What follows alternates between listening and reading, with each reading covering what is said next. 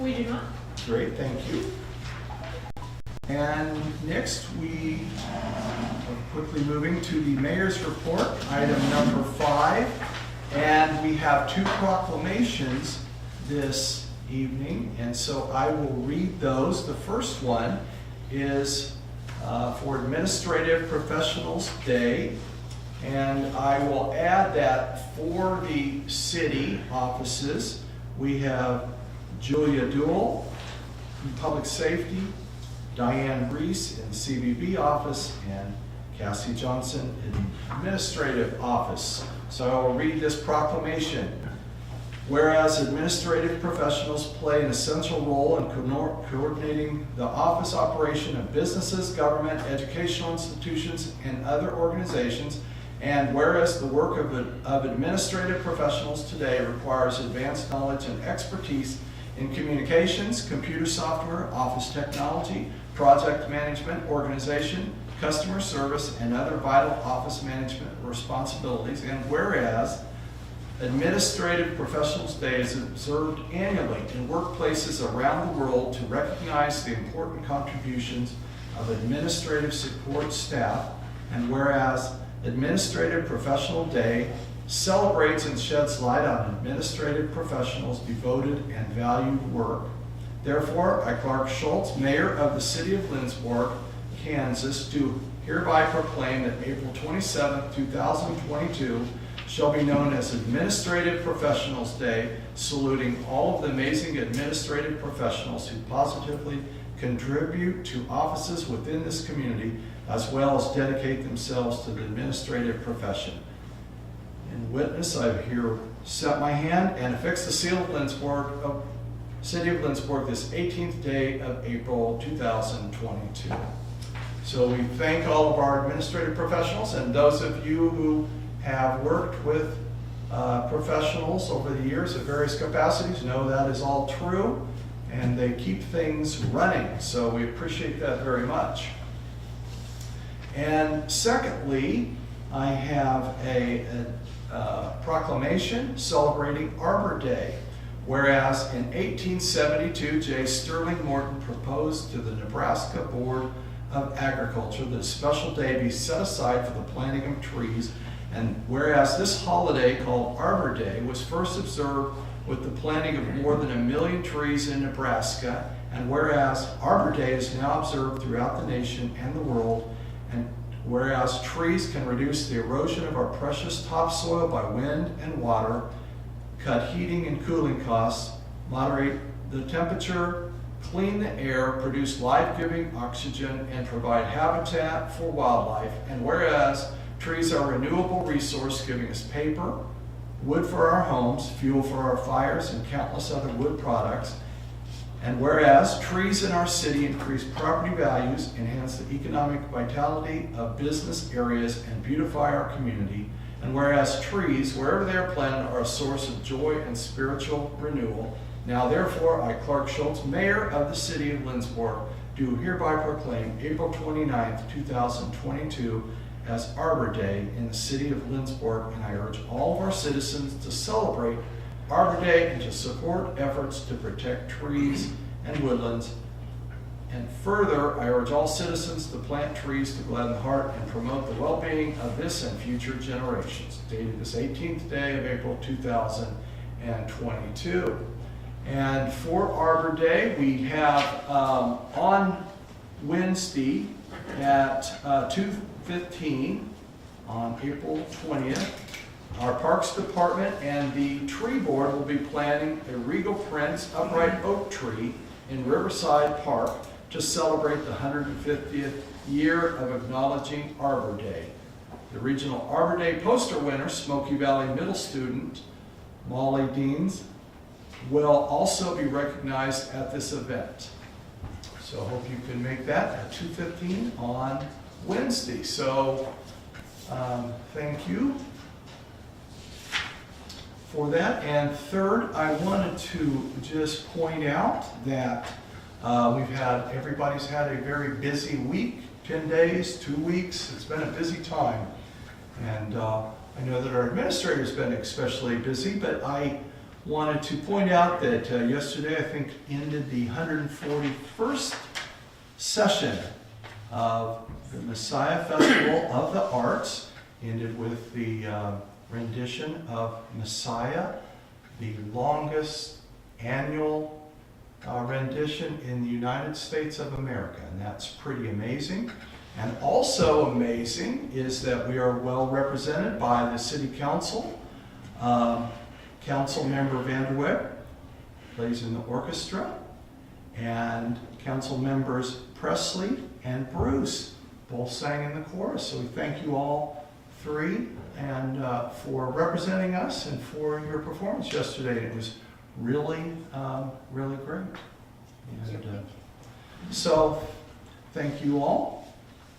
Next, we will move to the consent agenda. And we have 3 items: the approval of the minutes for the meeting from April the 4th, 2022, B, payroll ordinance 5354, and C, purchase order ordinance 5355. These are on the consent and will be enacted by one motion. And there will be no separate discussion unless a council member so requests. Are there any requests? Seeing no requests for that, we will ask for a roll call vote. Councilmember Down? Yes. Vanderweg? Could we pause? Do we need a motion? Oh, I'm sorry. So, Yes, you are correct. I hear the rumbling. with that, I would make a motion to approve the consent agenda. And I'll second that. We have a motion and a second. Is there any discussion? Seeing no discussion, now we will call for a roll call vote. Councilmembers Down? Yes. Vanderweg? Yes. Peterson? Abstain. Martin? Yes. Bruce? Yes. Evil? Abstain. Presley? Yes. Corwin? Yes. Thank you. Motion passes. And I might just add, the 2 that abstained have some, what would be the word? Some payroll issues on the agenda, so therefore they abstain, which is the proper thing to do. Purchase orders. Purchase orders, yes. I wanted to point out that Council Member Peterson was not afraid to vote.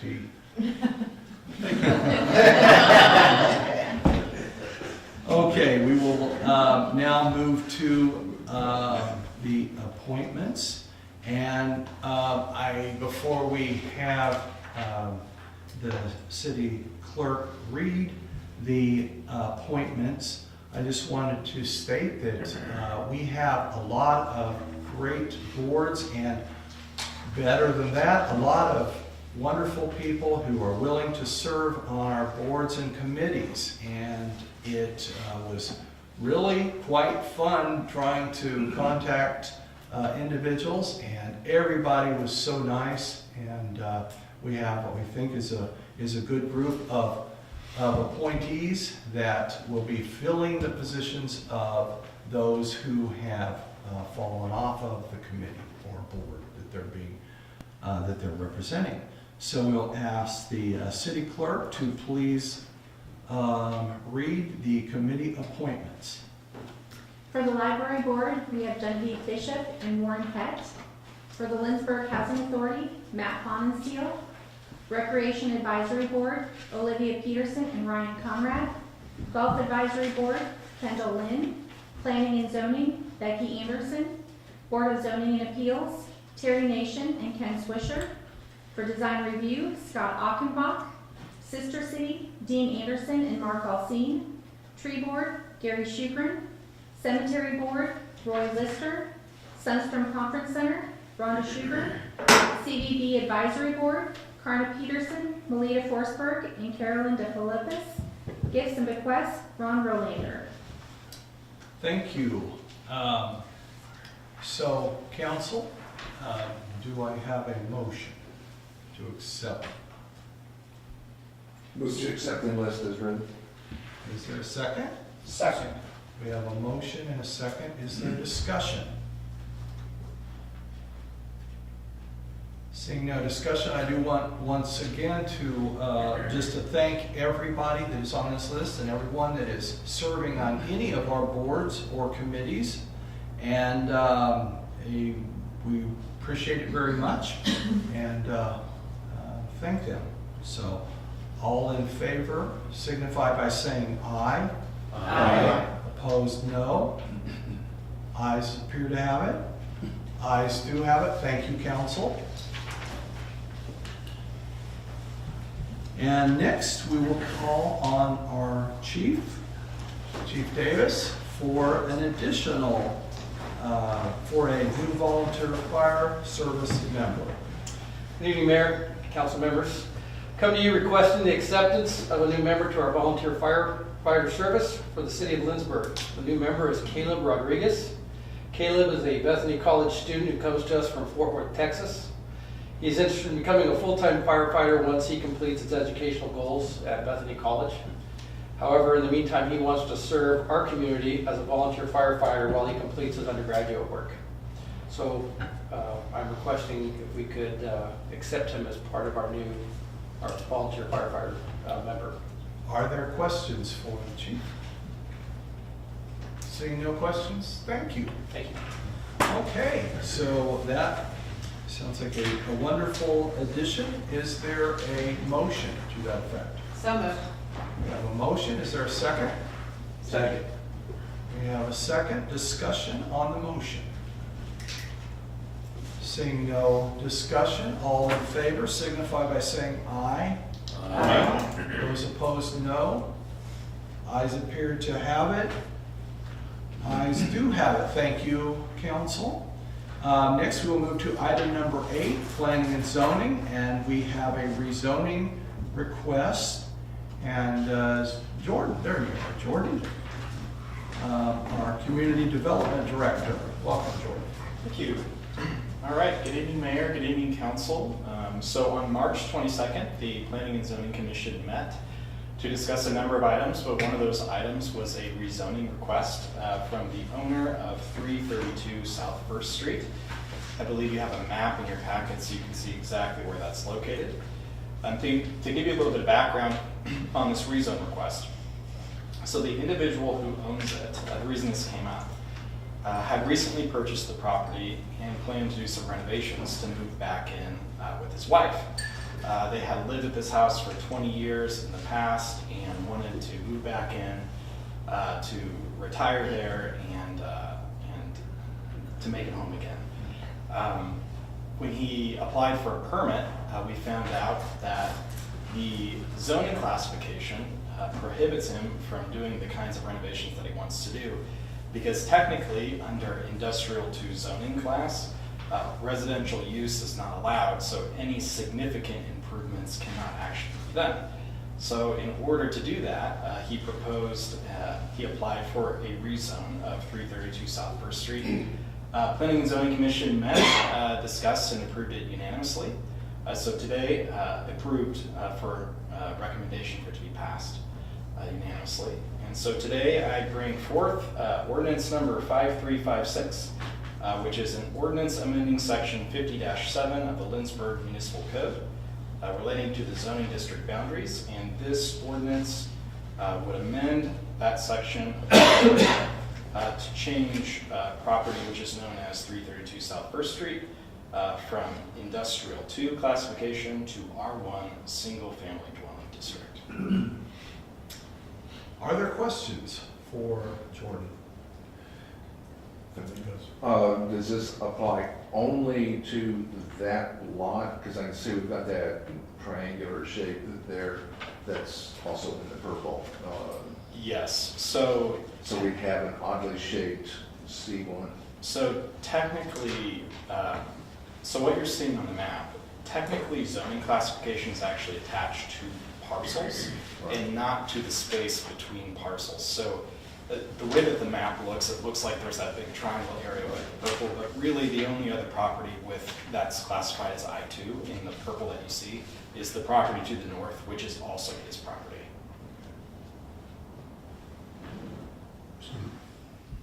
So that would be rezoned also, the property to the north? No, this is just for 332 South First Street where the house is located.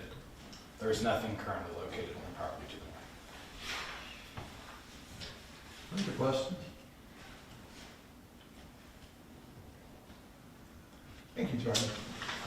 Okay, council, we have a proposed ordinance, number 5356, for rezoning. Is there a motion? I'll make a motion to approve ordinance 5356. Second. We have a motion and a second. Is there discussion on the motion? Mayor, I have one brief point on this. So this is just something to flag. So section 50-7, it incorporates the map by reference. It doesn't do that explicitly. In other words, the ordinance itself doesn't say we hereby incorporate by reference the map. That's not an issue at all for this. In fact, I ran it by Bill Gusinius. But I just wanted to flag it because I'd recommend in the future at some point amending it just to make that explicit, so that way in the future, no question at all, it's right there. Again, this is completely sufficient, but just one of those things I wanted to flag because it might make it easier in the future. Thank you. Thank you. Okay, so if I understand you correctly, we can proceed with a good, clear conscience.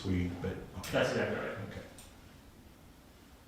Okay, any further questions, comments? Okay, we have a motion and a second. All in favor of the motion signify by saying aye. Aye.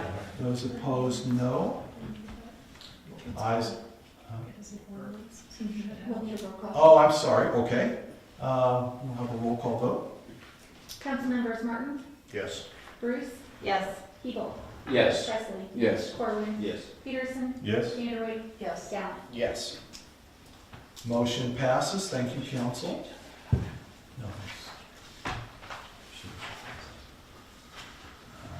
Okay. Madam Administrator, do we have any old business? We do not. We have no old business, so we will go to item number 10, which is new business. And item A is the insurance renewal. We'll call on David Hay. Welcome, David. Thank you, Mayor. Thank you, Council. So the insurance package for the city of Linsberg, except for the workman's comp, runs annually from April 1st to March 31st. We currently broker insurance, so we're not tied to a specific company. And currently we broker with Fuquay Insurance. Attached, you'll find the renewal proposal for the upcoming term. And the agent Mike Dreyer from Fuquay Insurance Group is available at the meeting to answer any questions and explain any changes in the cost of coverage as outlined.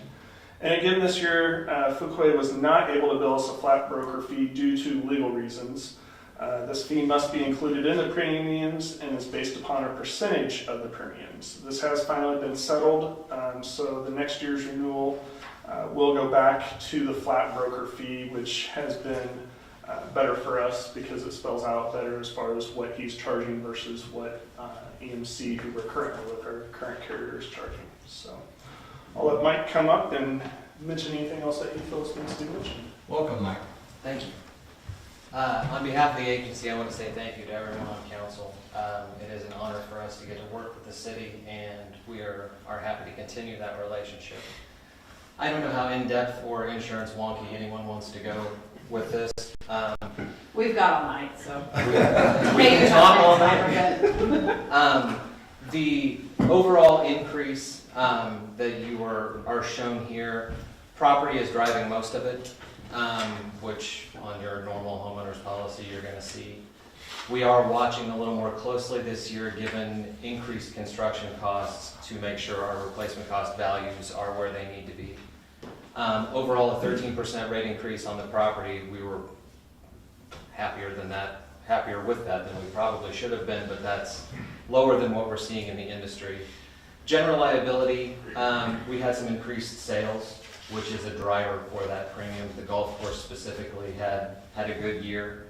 The overall premium difference was 7% without the ambulance. the ambulance malpractice, and the ambulances were taken off. So overall, it looks like 5%, but without the ambulance coverage that was there, it was a 7% increase. In the commercial space, that's one, if we can keep it under double digits, it's been a good year. So we'll continue to push. The city's experience has continued to be good, and working with David has been a pleasure as well. So I think we're setting things up where we're trying to make his job as easy as possible, and we'll continue to do so. So I'm happy to answer any questions. Are there questions? No. I have a question.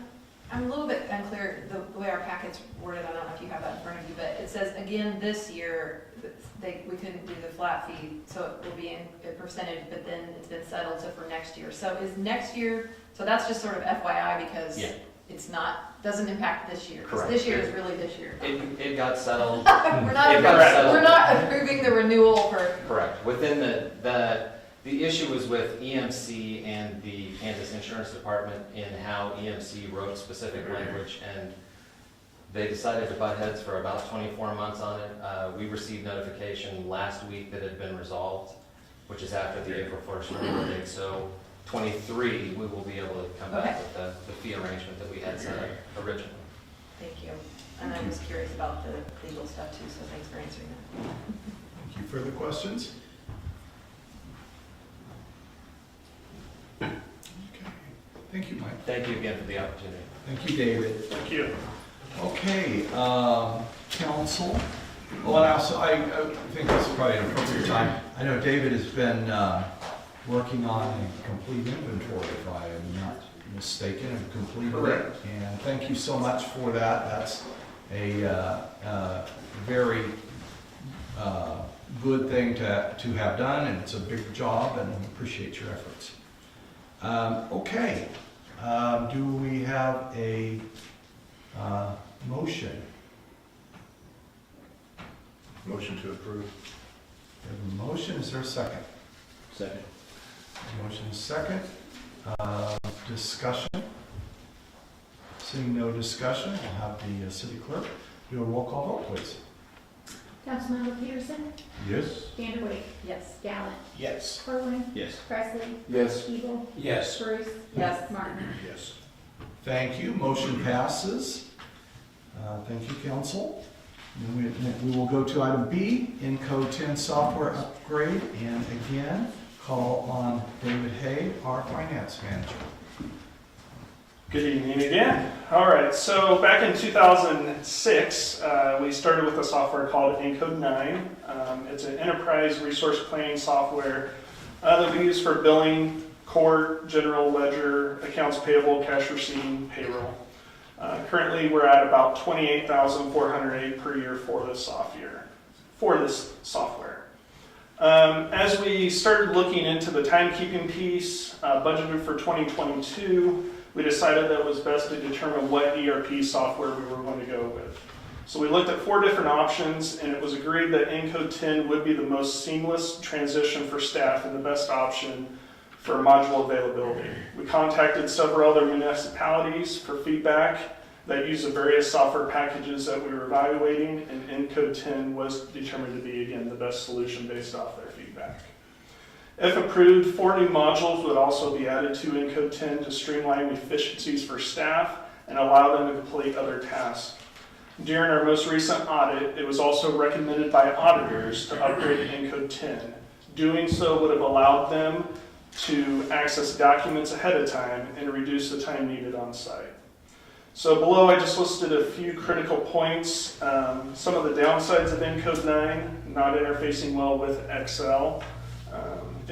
Very choppy, very manual process, and almost impossible in some places.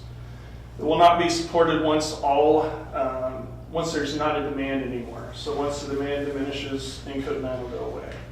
Reports are not customizable, and you must access several screens to do one task. So we talk about the benefits of Encode 10, exceptional compatibility with Excel. You can basically create your own Excel, create your own reports, and they convert over to Excel very well to where I don't have to do a lot of manipulation, formatting to get them to to make them look presentable to someone that would want to present a report to. User-friendly, minimal training, because again, we use Encode 9. There are differences, obviously, but there's a familiarity with the two programs to where someone, if they're using 9 today, would recognize some of the stuff that's in 10. Excellent customer service and troubleshooting support. All the data would transfer over versus if we go with another software company, there's very limited data that would be transferred over, so we'd still have to maintain a relationship or lose all that back data that we would have. New modules are being created additionally, and again, the auditors did recommend it. Modules that we'll be adding is the timekeeping. We're using Excel currently. Employees will be able to request time off through the timekeeping tool, and it more easily calculates, more easily processes call-outs, in various locations. Tyler Output Processor is another. This would allow us to email bills out.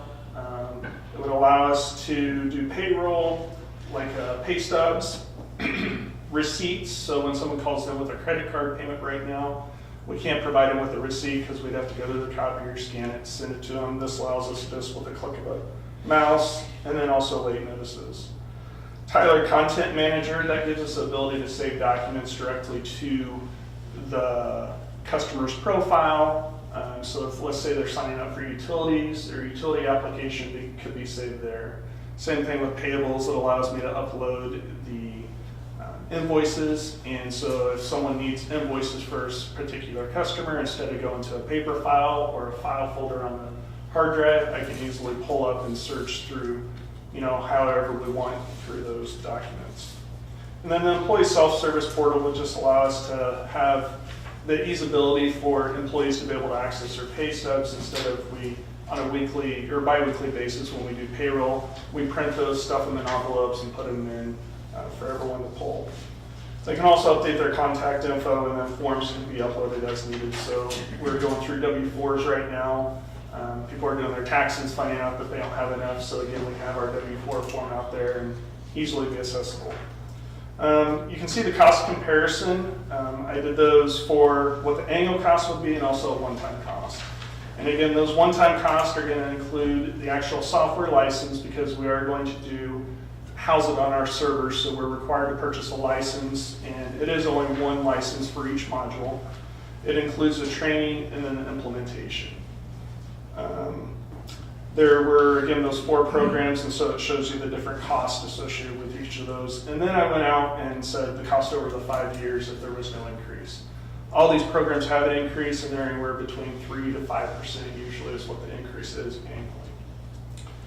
Then we talk about how to pay for the conversion. Already in the budget for 2022 is the $31,000. We would have to budget an additional, or not budget, but expend an additional $61,300. That is out of the electric and the water, which are enterprise funds, and those enterprise funds, we show that we expend everything out of them every year anyway, since we have a zero-based budget. But there is an excess in those to where we would feel comfortable using those funds this year for those purchases. And then again, when we get to the 2023 budget, there'll be some that is budgeted in the 2023 year. So with that, I will open it up for questions. Are there questions for David? You mentioned that there would be increases unknown. Are we signing, or can we sign is it like a 5-year agreement, or? It's not. It's year to year? Correct. So, and basically it just says that if you go year to year, there's a 5% increase with the Encode 10 is what it is on the annual fee. Now I did get that locked in for 3 years. So for 3 years, it will stay at that $31,000 and will increase unless we add additional modules. There are some other modules that we're going to be researching to see how productive they would be for staff. The one example I can think of is community development. There's a community development module that would allow for permitting and licenses to be done all online versus having to come into City Hall to do that. Further questions of David? Yes. So you said that the auditors recommended that you go to Encode 10. Is that because Encode 9 is so outdated, or because that system is better than the other ones that you looked at? So the problem with Encode 9 is that new programs and updates are done to 10, and then it's manipulated to work on 9. It is very clunky and time consuming when you're going through and trying to provide a report to the auditors, whereas with 10, they can actually get remote access into it through a web-based I just think program. company-wise, like Encode 10, I mean, whatever that is better than G-Works, which is $70,000 Sure, cheaper. sure. But We didn't talk about the other options. They just said 9 versus 10, but we did get some information from some other cities that use either G-Works or the CIC or Cassell, and based off their feedback and what we know about Encode 10, that's why we're recommending Encode 10. Okay. Further questions of David? Seeing no further questions, thank you, David. Thank you. Okay, council, we have a recommendation to approve the upgrade to Encode 10 from Tyler Technologies in the amount of $92,300 for 2022. Do I have a motion to that effect? So moved. Motion Second. and a second. Discussion on the motion. Seeing no discussion, we will ask the for roll call vote. Councilmember Spruce, Yes. Martin, Yes. Peterson, Yes. Vanderway, Yes. Gallen, Yes. Eagle, Yes. Presley, Yes. Corbin. Yes. Motion passes. Thank you, council. And we will now move to item C, the fire self-contained breathing apparatus lease payoff. And once again, calling David Hay. All right, I promise it's the last time I'll spend money today. So on August 16, 2021, City Council approved the purchase of 12 new SCBAs, or also known as self-contained breathing apparatuses for the fire department. To receive a discount, the SCBAs were purchased in 2021, and at that time we only had $50,000 budgeted in the budget. And so the city signed a lease to purchase agreement with First Bank Kansas for the remaining $50,000. The additional $50,000 was leased and was budgeted to be paid off in full in 2023. Instead of letting the lease continue for the 18 months and incur more interest, staff recommends immediate payoff of the lease in the amount of $50,442.36. So some of the reasons I feel like an early payoff would benefit us is, one, we're earning 0.21% in our checking account, and the funds that we'll use to pay off this SCBA lease to purchase is already in our account because we've already received 2 property tax distributions so far for 2022. Our largest being the one that we get in December, which is from your December payments, and a lot of people pay their full property tax all at once, and so we got a large sum in January of 2022. So that is why I'm recommending that we pay it off and not incur an additional, I think it was $585 in interest. Are there questions for David?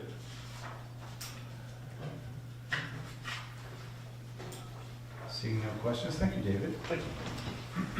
Okay, he has, our finance manager has made a recommendation to approve the immediate payoff of the SCBA lease to purchase agreement at First Bank Kansas in the amount of $50,442.36.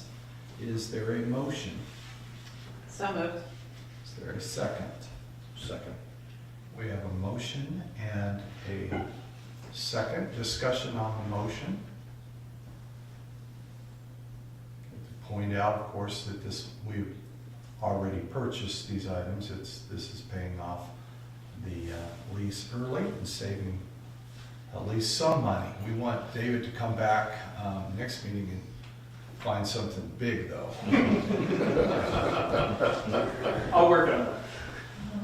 Okay, Seeing no discussion, we'll ask for a roll call vote. Councilmembers Presley, Yes. Corbin, Yes. Gallant, Yes. Vanderway, Yes. Peterson, Yes? Martin, Yes. Bruce, Yes. Siebel. Yes. Thank you, council. Motion passes. And we will now move to item D, a purchase of tasers. And we'll ask for our chief to join us. Welcome, chief. Evening again. This will be the only time I'll come up here tonight now, so. Appreciate you hearing me on this one. The Linsberg Police Department has had conducted energy devices, or CEDs, which we commonly refer to as tasers, since 2009. The CED is used by law enforcement as a force option to control either a violent or potentially violent person or someone who's physically resistive. The appropriate use of the device should result in fewer injuries to both the officers and the suspects. Our current CDs have reached their expected 5-year lifespan and should be replaced per the company. Although our CDs are currently serviceable, Axon Enterprises will no longer stand by the effectiveness of the device, nor will they defend the use or proper use of the device and its operation as it's designed in court. Axon Enterprise is a sole source proprietor of all conducted energy devices, so they're the only ones who make them. Thus, there is no option for competing bids. The cost for 9 new X7 tasers is $4,781.88 per year, for a total cost of $23,909.40 over the coming 5-year period. We're looking for a motion to approve the purchase of 9 X7 tasers from Axon Enterprises with an initial payment of $4,781.88. And before we go forward, I just want to let you know there's one correction to the quote. It doesn't affect the price really, but the month that it would take effect would be May, not June, for the payments. And with that, I'm open to any questions. If you have any specific questions regarding the device itself, I have brought our trainer who should be able to speak for that. So you're gonna do a demo? I've done about 5-second demo of things, but you're welcome to come to the station during the break.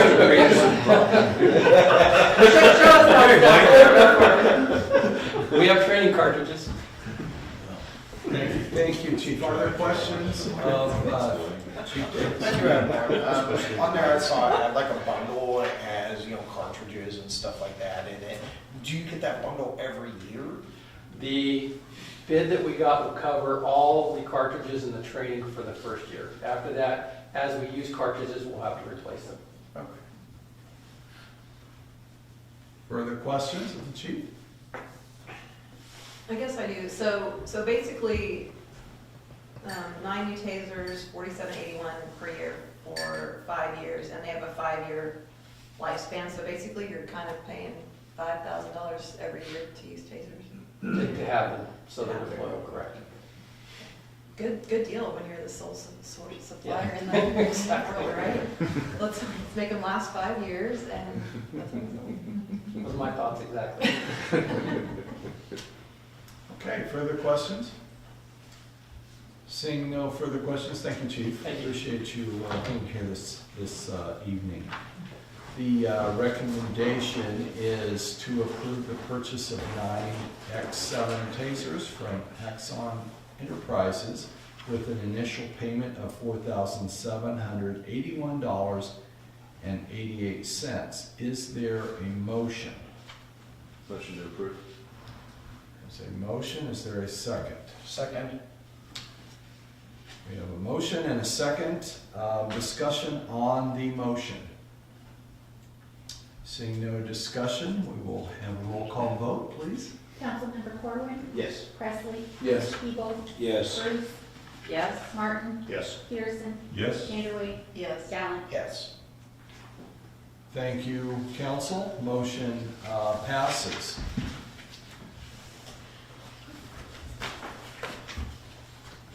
Okay, we will turn our attention to item D, the downtown RHID housing needs analysis and resolution 092022.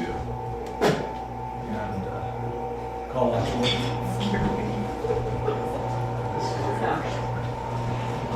I thought the taser was fired up there for a second.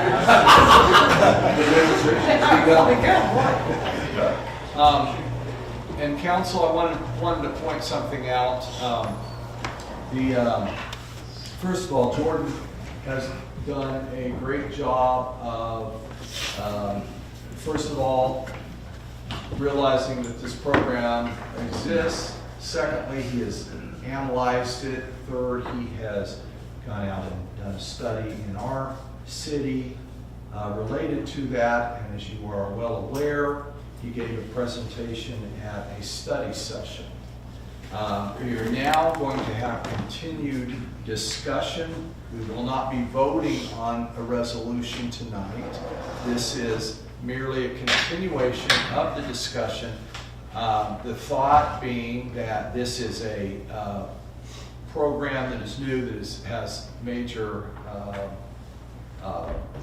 items that we want to take a look at to determine whether this is something that you would want to move forward with in the future for the city. And so the resolution will be taken up at the May 16th meeting. So, thank you, Joe. All right, good evening again. So, the Community Development Department conducted an update of the Linsberg Housing Needs Analysis in February of 2022. The update demonstrated a shortage of quality and affordable housing for working, moderate-income families despite development activity from the private sector. Importantly, the shortage of quality and affordable housing is a substantial deterrent to the current and future development of Linsberg's economy and enrollment at Smoky Valley Public Schools.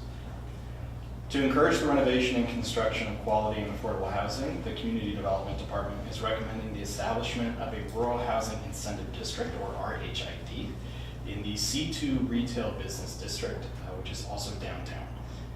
The establishment of a downtown RHID will provide necessary incentives to renovate the existing downtown housing stock while also providing incentive for the development of new housing units. This action aligns with the stated goals in the recently adopted comprehensive and strategic plans, which were adopted in 2021, including Neighborhoods and Housing Goal 1, create quality neighborhoods that provide our residents with the highest quality of life. Neighborhoods and Housing Goal 2, support a range of housing types and prices to meet the market demand and resident needs. And Land Use and Community Design Goal 1, promote growth and development that is sustainable, responsible, and meets the needs of future generations. As well, I think it fulfills Linsberg's vision, which was established in the comprehensive plan, which is as follows. So in 2040, people choose Linsberg, Little Sweden, USA, a welcoming, diverse, and sustainable community with a high quality of life, where we embrace the arts, innovation, and lifelong learning so everyone can flourish. Linsberg is home. So originally, as Mayor said, this was going to be a recommendation for motion to pass a resolution, but instead, what I'll do is I'm just going to explain kind of what we did in study session, again for your benefit, but also for the benefit of citizens. Wait for this resolution for the May 16th meeting, which will allow you all to consider the resolution over the next month, but also will allow a month-long comment period for citizens, property owners, any stakeholders or constituents within the community. And I would encourage any of those individuals within the community, if you do have comments, questions, concerns, positive, negative, or otherwise, to reach out to myself. You can email me at linsbergcd@linsbergcity.org, or to reach out to your representatives, which there are many in your district. So, okay, I'm just going to go through a few slides, and then I will show you a map of the properties that are eligible, and then I'll kind of walk through an example of how this actually works and what the tax implications are. Okay, so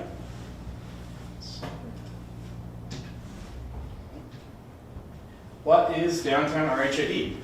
So this is taken from the Kansas Department of Commerce. This is their definition.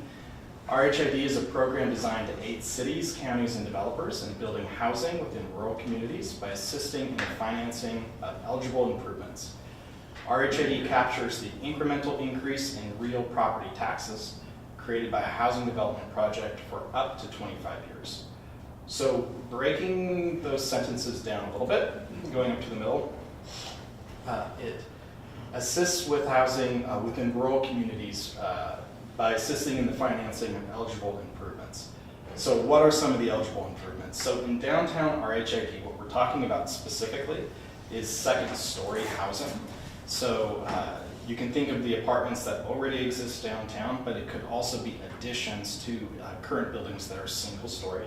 So that's an eligible improvement. Any sort of major structural renovation would be an eligible improvement. So that could be an improvement to the roof, that could be new walls, new paint, new windows, new HVAC, new electrical, those kinds of renovations to either existing or new housing stock. The kinds of expenses that wouldn't be eligible are interior improvements, such as like appliances or furniture, those kinds of things. So the way that this works, so RHID captures the incremental increase in real property taxes created by the housing development. So the incremental increase is the new amount of property tax generated after the improvements have been completed. So you have a baseline year. So let's say this was established in 2022. This would be the baseline appraisal property tax year. So whatever the county has already appraised, that's the baseline value. Let's say then that a property owner downtown who has a two-story property with an apartment already there wants to do some renovations. They put in some amount of money to renovate the property. Next year in 2023, when the county comes back and reappraises that property, whatever the increase is on top of the existing taxes, that's the amount of money that's used, whatever the taxes on that apportioned amount of money, that's used to then refund the renovation or redevelopment. So the city would still be receiving the pre-renovation tax revenues, but would be to some percent, which they decide in a redevelopment plan, 0 to 100%. 0 would mean there would be no incentive, so that would be pointless. But 100% would be maximum, which is what we have at Stockholm Estates. That amount of money would go back in reimbursement. And then for up to 25 years. So the RHID districts can run from 15 to 25 years.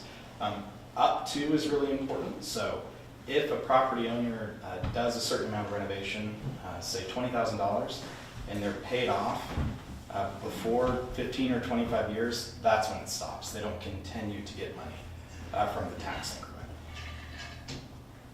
So what I wanted to do now is just show you briefly a map of the eligible properties.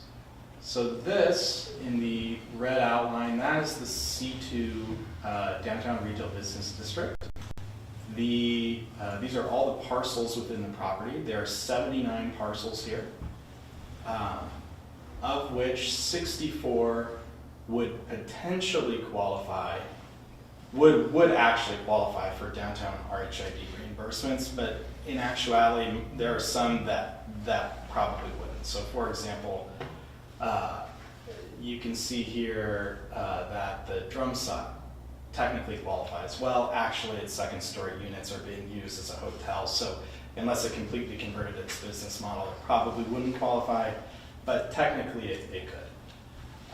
And so there are 64 properties, and those are the green ones that qualify. The ones that don't, which are the properties in gray, those are a combination of exempt properties, vacant properties, and utility properties. So this is the city right here. This is a utility property. This is vacant. And then there's a number of exempt properties, USD 400 buildings right here, city buildings right here.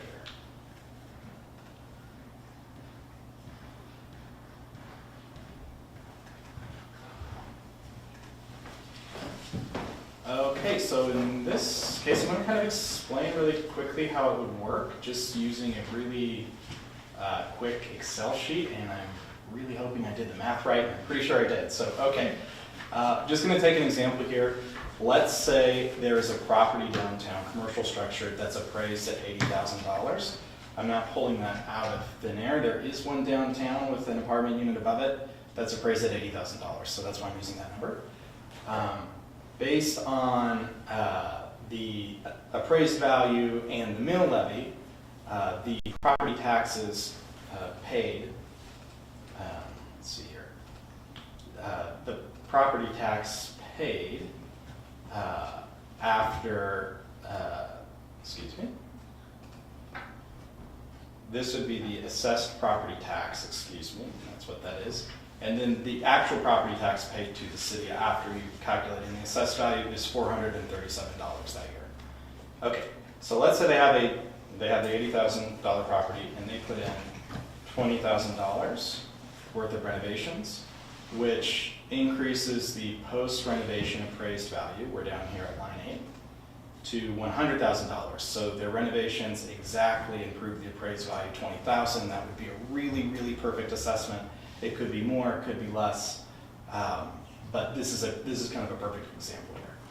Okay, so the assessed property taxes then, this is before the assessment, so this is the mill levy before the assessment, and then this would be the property tax increment. So this is the amount of property taxes.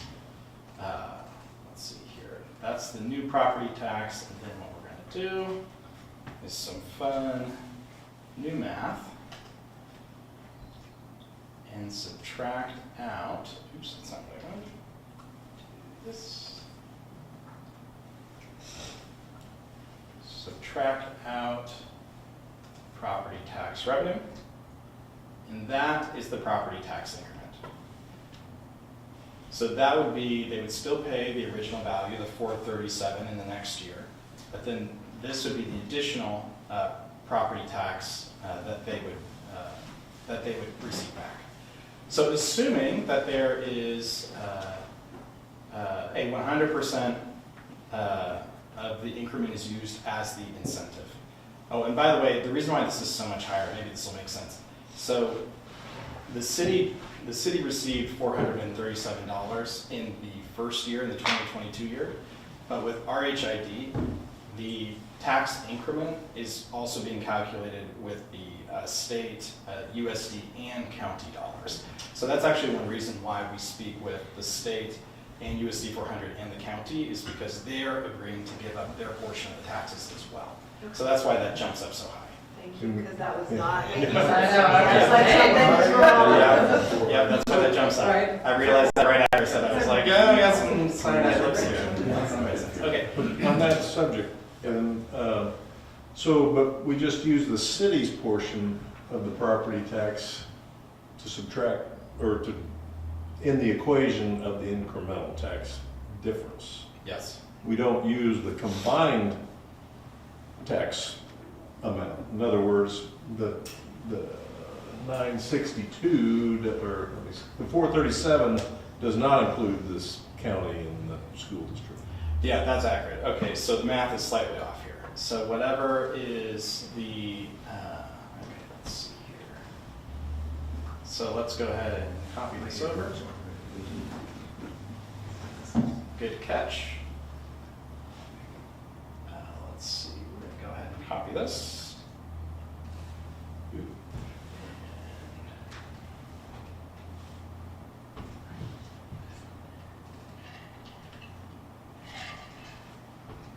Okay, so that is the total. That's the total right there. And then, let's see.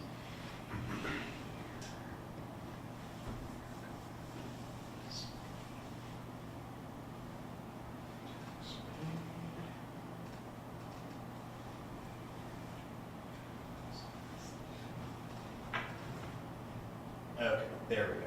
That is, that should be, well, now I'm getting confused with math in my head.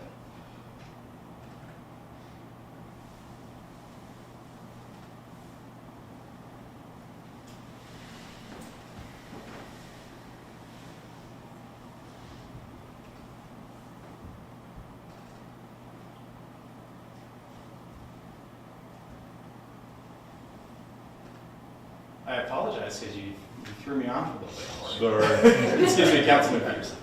Okay, so because my math is slightly off here, just assume that it's a little bit higher, if that's okay. And I apologize that the math is But, slightly off. but technically, what you're comparing is the total tax from all three taxing entities compared to the total tax of all three, Yes, not just the city versus the other that's correct. three. So- Okay, that was what I was. Yes. After the improvements. Right. So, You're yeah, comparing before and after. But it's apples to apples to, if they appraise it even the same amount, if you weren't including the other two, there'd be a pretty big increment with no increase in the appraisal. right. So let's just say that this is slightly higher for the sake of my math being off. Okay, so we're gonna change it, even though the math isn't technically correct. I just wanna kind of explain how a reimbursement schedule would look. So this would be like the year one reimbursement, using the tax increment. So they get $1,200 back this year. Now, next year, this is assuming a 2% increase in appraised value, which is sort of roughly around market average for increase in appraised property values year over year. It could be more, it could be slightly less, but we're kind of assuming an increase here. So the next year they would get $1,224. So added together, that's $2,400. You guys can understand where this is going. So what you'll see here is that by year 16, they would be fully refunded in the amount of their initial improvement. After that, all of the additional tax goes to the city and the county and USC 400 in the city. So just to kind of recap really quickly, baseline appraised value, you do some renovations, that renovation increases the tax, increases the property tax assessed value. The difference between the baseline year and that year is used to refund the renovations, which can be up to 25 years, but doesn't necessarily have to be, and it only comes off of that property. So it's not coming from anybody else's taxes, these are taxes that are generated from the renovations. Okay, and finally, the steps moving forward in RHID. So right now where we're kind of at is the resolution step. What's happened in the past so far is a lot of research around appraised values, meetings with USD 400 in the county to discuss RHID, and also reaching out to property owners, downtown businesses as well, of which I've heard back from at least 3 property owners that are interested. So the way that this actually works is what the city does, and this would be the action for not the next meeting, but the following on May 16th. The city evaluates the housing needs analysis and the resolution, and either passes or doesn't pass the resolution. If the resolution passes, that gets sent to the Kansas Department of Commerce, where they review the resolution and the housing needs analysis.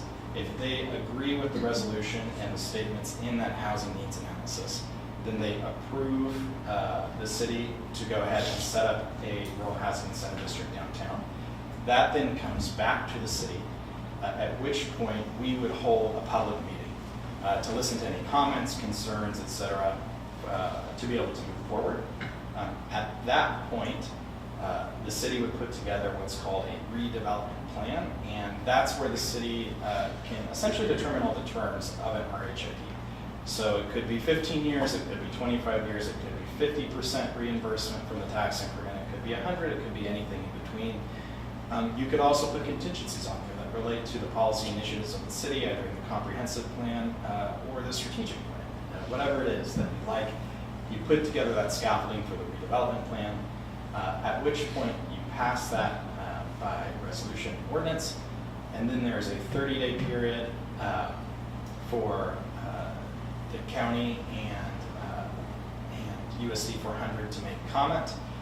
If they don't make comment in 30 days, or if they make comment approving before 30 days, then the RHID district is set up and it can proceed. And that's it. Are there any questions? Could you go back to the math? No, I'm just kidding. I do. Yes.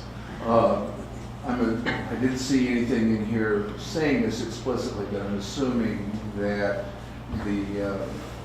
that transfers if the property is sold. to the new, It the can, benefit transfers? yeah, it can. So those are the kinds of details that you would put in Okay. a redevelopment plan.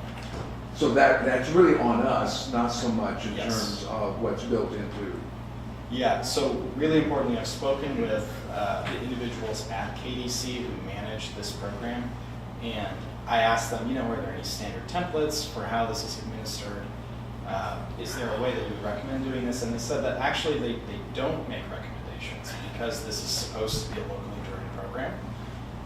There are some other communities that have put together and adopted downtown RHMDs, so Emporia being the first, that kind of has a template and a checklist, which might be worth kind of reviewing if we get to those steps. But yeah, those are the kinds of details that you work into a redevelopment plan. Jordan, speaking of details, I know that this is in statute, so I don't know what the parameters are about that, but talk about age of building, second story, all of that. Yeah, sure. So SB 90 sets out the RHID framework at the state level. SB 90 expanded RHID from Greenfield RHID, which is what Stockholm Estates is, to downtown retail central business district areas, but specifically for second story apartment units. So it's specifically housing, specifically second story, for buildings that are over 25 years old. So, for example, the vacant lot over here, that if it were developed into a new apartment complex, just as an example, not saying that's happening, there are no rumblings there, but I'm just using an example, that would not qualify for downtown RHID. However, any building that's over 25 years old that has existing second-story apartment units or has the ability to add second-story units would qualify. And there are a number of ways that that could happen. So a property owner could choose to develop themselves if there was, say, they have a one-story building and they wanted to develop a second-story apartment unit and make a new unit, they could do that. There's also something called horizontal lot lining, which you could do to split the lots vertically, and they could sell off like the air rights above their building.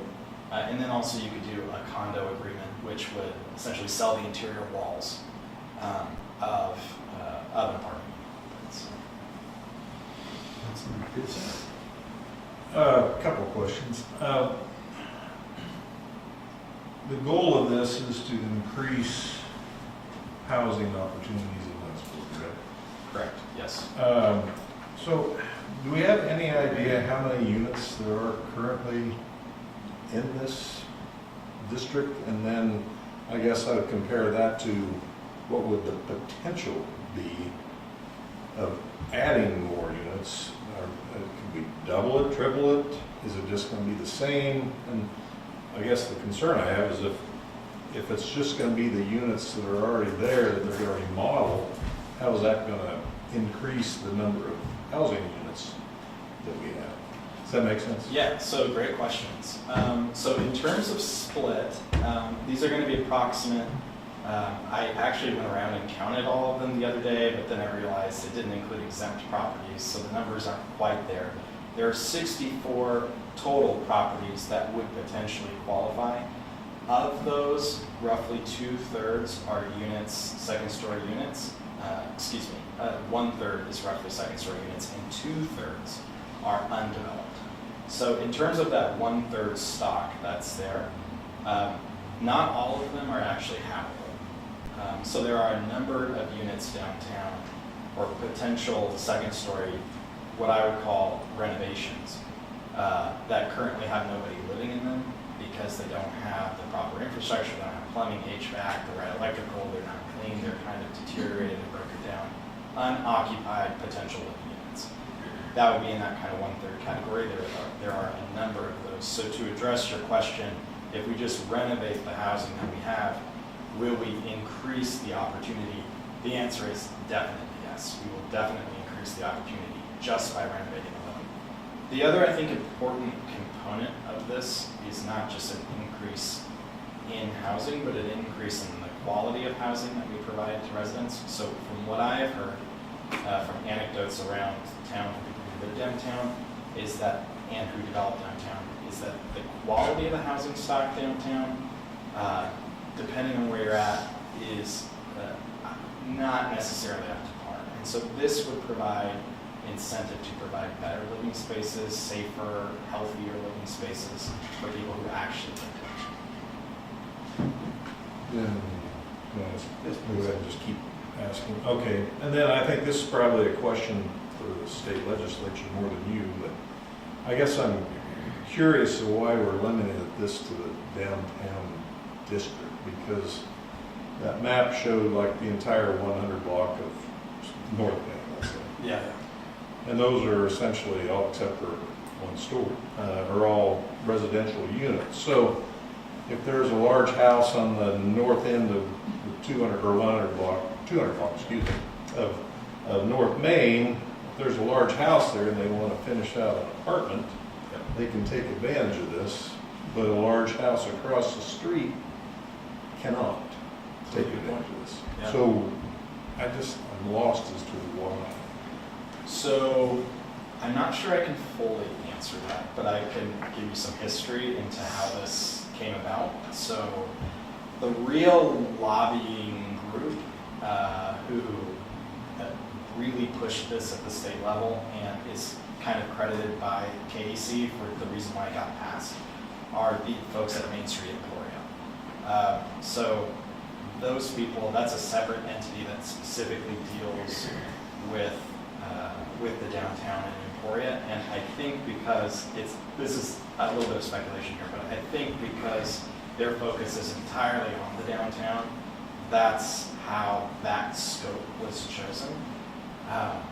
But it's a good point, and it's possible that there might be, if this is successful and the state sees that, maybe this is the natural next step in expansion of the program.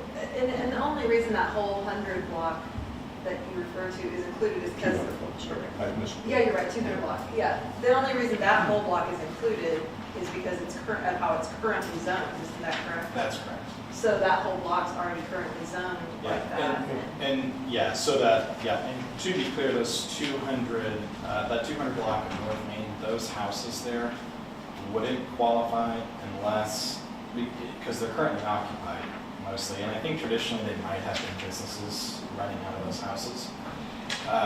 But those would not qualify unless they separated and did like a top floor, bottom floor unit situation. So technically they do qualify, but from what I understand, those aren't separate living structures. It's one house, one family, one house situation. And I guess my last question, just on that same subject, this is a downtown business district, does not include Harrison Coal. Would that, if you had I don't know what's out there, but could they participate in this? So it is, the way that SB 90 reads is that it's specifically for a central retail business district. So this is the kind of place they're looking at. And I think honestly, because this kind of coincides with some of the other initiatives at the state, at KDC, that are doing sort of like, downtown renovation, economic expansion, small business development, revitalize the downtown kind of initiatives. So, And we're referring to a bill. I assume the bill's passed.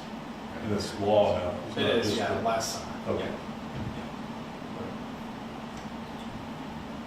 So I have, I'll use your example, an $80,000 assessed value property, and I want to do $20,000 worth of renovations. And I have all these ideas in my head of things that I want to do. I submit my proposal to whom to be approved that these things I do are viable under the plan. So they would submit that to the city, and then they would enter it into a development agreement with the city, which would then be passed by the council each time. So every time that, just because you're in the, just because you would technically have a property in downtown RHID doesn't guarantee that you'll get the incentive. You have to, the project has to be approved by the city, necessarily so, because the city and also the county, USD, and the state are giving up tax revenue. So they would need to apply to the city. A development agreement would need to be reached between the city and the developer, and then that would need to be passed, I imagine, by ordinance or resolution by you all. And again, so that'd be on an individual basis. So someone would come to us and say, I'm doing these $20,000 worth of improvements. I have quotes here for HVAC upgrades, electrical upgrades. We would look at that case by case, and then who polices that we know that that's where that money is really being spent on it's the responsibility of the city, I guess. Yeah, I think so. Yeah, that's the city's responsibility to administer the program. In the same way that it's the same thing at Stockholm Estates. It's the city's responsibility to administer that program and make sure that the reimbursements get back to the developer each year. So, we'll just go back to Lynn's example, and let's say it gets approved and they get started on the construction and they get $15,000 into it, everything stops. As far as they go, they don't spend the entire $20,000 like they said they were going to. Are they then bumped out of the program, or do they get reimbursed for the $15,000 that they put into it? Yeah, so I think those would be terms to put into a development agreement. I imagine that if you reach an individual development agreement that says you will do 100% of the renovations as listed here, and then they violate that agreement, that would likely, and maybe you could speak to this better, but that would probably be a violation of the terms of the development agreement, which would mean that the city would not then be liable to pay back the tax increment. Is that correct? Sure, if you and the property, if the city and the property owner both agree, and they both agree to those terms, they violate it, so long as the agreement is clear about what happens, and they have everything to go. Yeah. So then at that point, they're taxed on the $15,000, I would assume, so then they don't get reimbursed for it, but then the city and the county and the USD start getting the full amount of that $15,000 jump.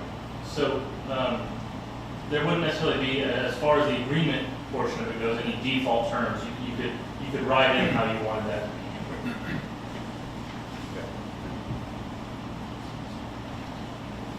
Would you, I don't want to spend more than a minute on this, but how does, for those of us who were not here, who did Stockholm Estates, obviously raw land, how did that work? Just very quick. How do you mean? What? Well, okay, so I've got street, sewer, I'm going to, did the developer put that in, and then Yeah. that Okay. obviously increased the value? Yeah, okay, so that RHID is kind of fundamentally different in nature than downtown RHID because it's greenfield development. So that's specifically, traditionally, this is how RHID worked, and then the downtown portion is the expansion as of last year. But the way that Stockholm Estates worked is they put in all of the initial infrastructure. So they did the streets, sewer, electric, all of that, all of the initial infrastructure costs, as well as the land acquisition costs, they bundled together. And then as each house comes online and gets assigned a utility, gets connected to utilities, then they start receiving that tax increment from that portion of the property. So that incentivizes them to keep developing out Stockholm Estates, so they don't just get the money and do nothing. The properties need to continue to develop for them to get the tax increment. But when you say they, you mean the developer, not the property owner of that individual? That's correct, the developer, yes. The property owner pays the new Right. assessed rate, Yes. and just part of that goes back. Right.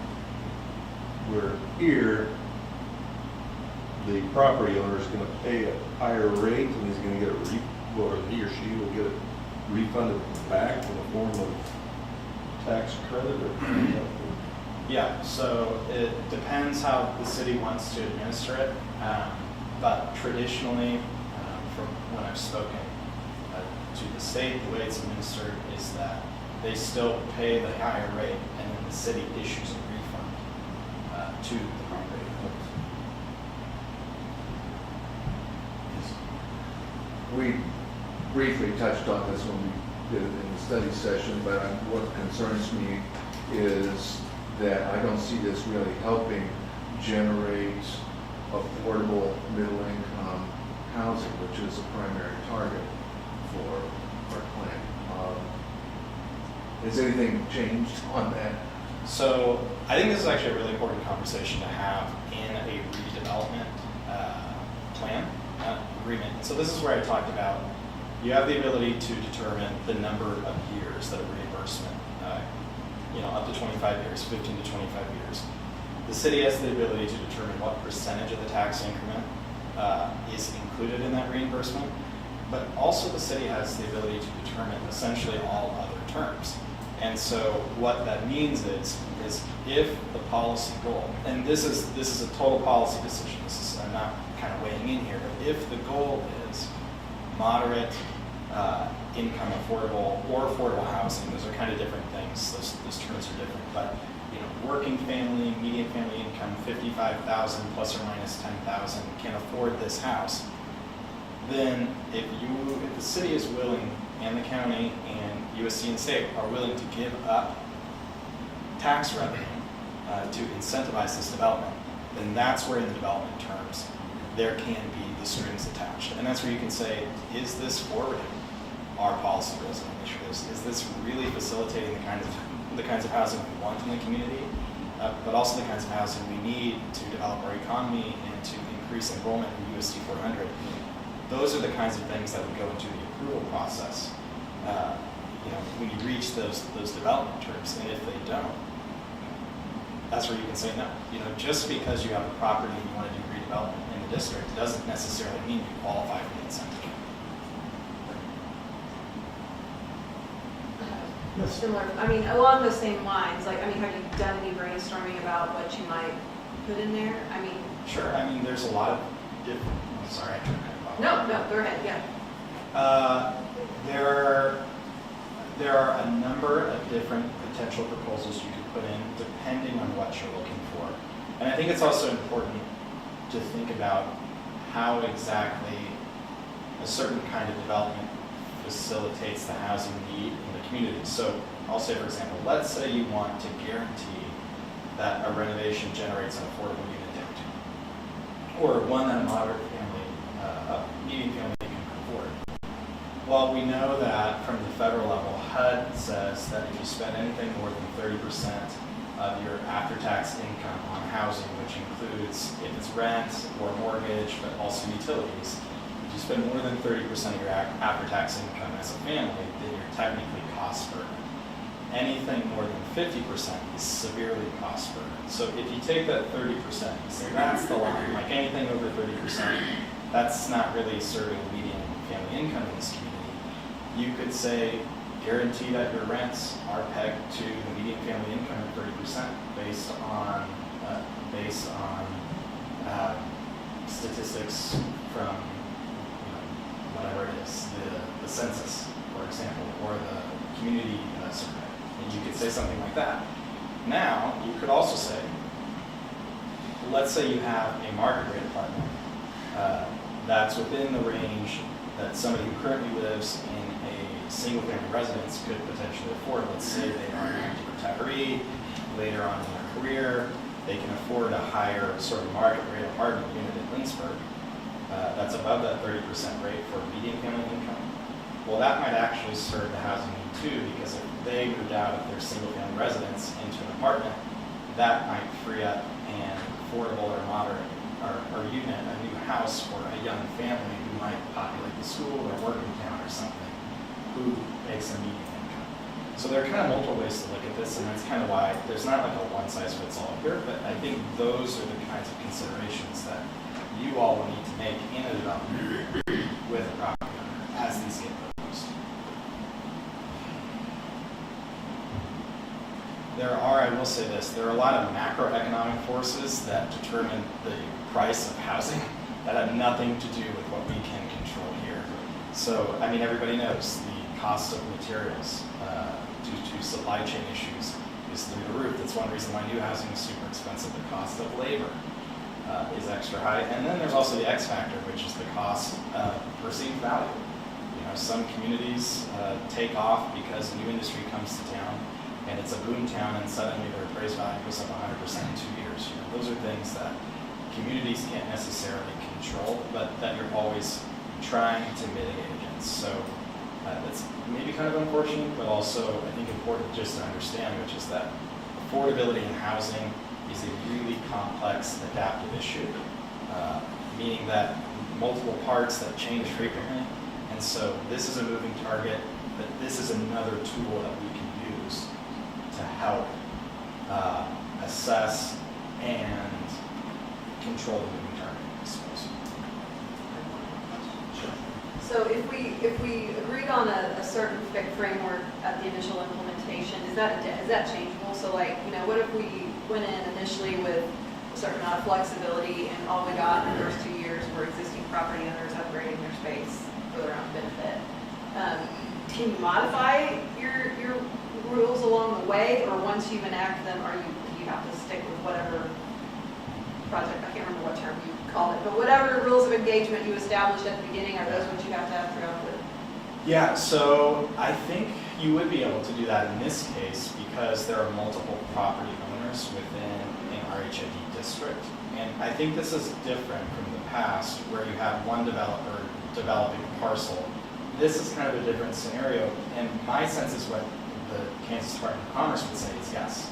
Okay. Is that if it's not serving your needs, you're welcome to change it. It would just probably need to be changed by ordinance. Because I guess what I was perceiving was that initially we would write sort of a generic plan that applied to everything, and then I recognized with underneath that, then you've got each individual proposal, like they were discussing. So each individual proposal would always stand as approved moving forward, but I guess it's that overarching one I was asking about, so it sounds like yes.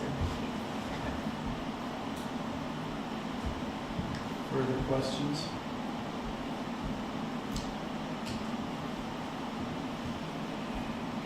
We got all answered. We got everything answered, Jordan. Thank you, appreciate it. Thank you. Thank you, Jordan. Thanks. Okay, council, as I said, we will take that up again in May. So thank you for the good questions on that topic.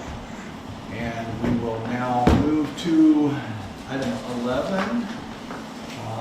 Madam Administrator, do we have need for an executive session this evening? We do not, Mayor. I was counting on that, good. And then number 12, are there any further business to come before the city council? I don't know, again, if this is the appropriate time to ask or other times, but hearing the appointments, it just made me think about our sister city activities. Yes. Could we have maybe an update on what we do with that sometime in the future? We sure I'm just can. curious, because it's been so long since I've really heard anything about it. I could be Yes. educated, or I think we could be educated. We can work something out like that. Well, I can give you a very informal. Not necessary tonight. I know. They're because of the pandemic and so forth, and that's slowed things up. But they are excited. We made 2 appointments to the Sister City Committee this evening. Both individuals speak Swedish and have been to Sweden many times, so I think they're good additions. But we'll actually see if we can get a little update on what they're planning. Joyce Peterson assured me that she has some good plans. So. Well, she said it, I believe. So, okay, seeing no further business before the council, I would entertain a motion to adjourn. So moved. A motion to adjourn, is there a second? Second. Second, discussion? Seeing no discussion, all in favor signify by saying aye. Aye. Opposed, no. We are adjourned. Thank you, council. Both of your seconds. I could do it. I will.